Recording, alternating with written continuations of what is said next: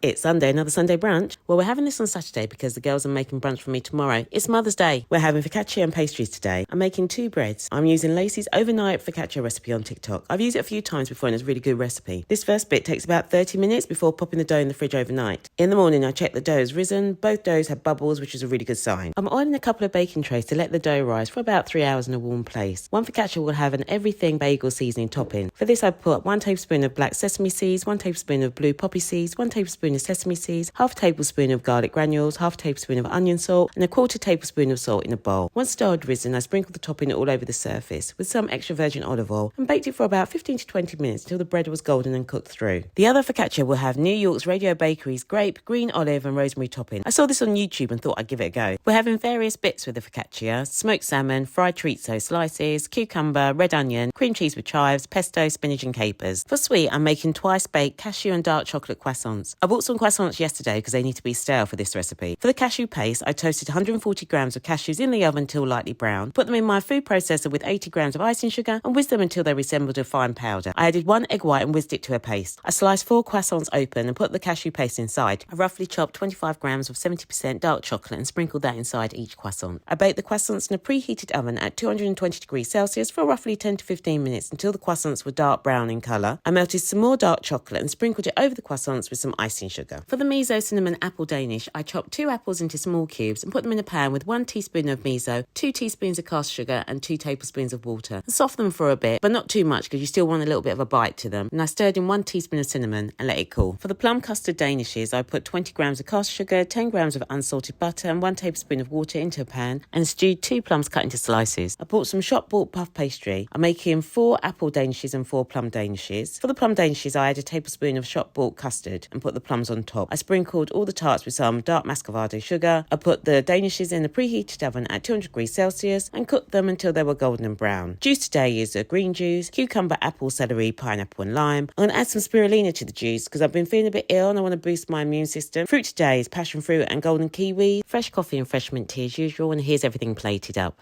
I have the other part. Thank you.